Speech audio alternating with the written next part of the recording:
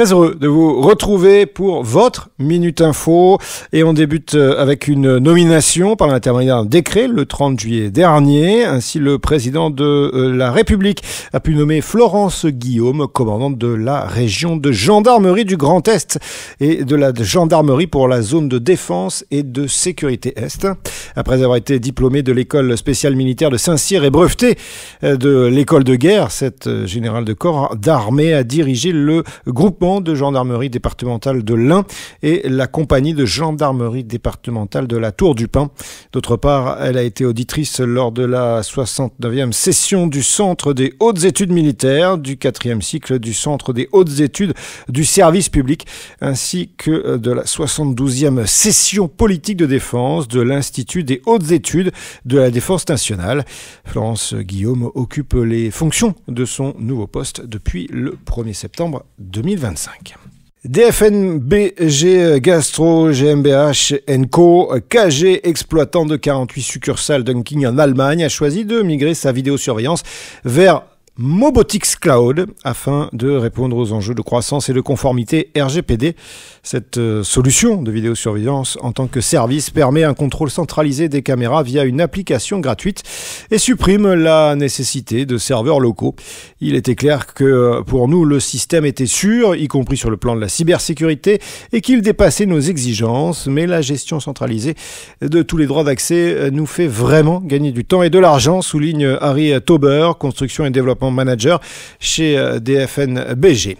La migration réalisée avec le Diamond Partner Mobotix Valeo IT, Netail GmbH, concerne déjà la moitié des succursales et se poursuivra progressivement.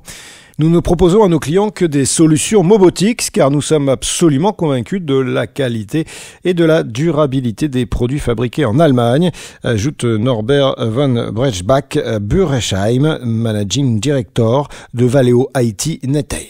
Sous la pression croissante des régulateurs, des entreprises comme Spotify, Reddit ou X mettent en place des systèmes de vérification d'âge pour restreindre l'accès aux contenus inappropriés. Cette tendance est portée par des lois telles que l'Online Safety Act au Royaume-Uni, imposant aux plateformes un devoir de protection envers les mineurs sous peine de lourdes amendes. Au cœur de ces dispositifs se trouve la technologie de reconnaissance faciale développée par Yoti, capable d'estimer l'âge des utilisateurs à partir de selfies grâce à l'intelligence artificielle. Si cette innovation promet une meilleure sécurité, elle soulève aussi des préoccupations liées à la vie privée et à la gestion des données personnelles.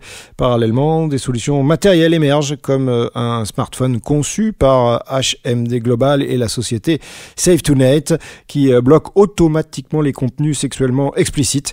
Cette mobilisation générale des acteurs du numérique poussée par les attentes des gouvernements, des parents et des associations marque un tournant dans la protection des jeunes en ligne. Reste à trouver un équilibre durable entre efficacité des mesures de sécurité et respect des libertés individuelles. C'est la fin de cette Minute Info. Pour rester au contact et en contact, rendez-vous notamment sur notre site internet www.news-sécurité.fr.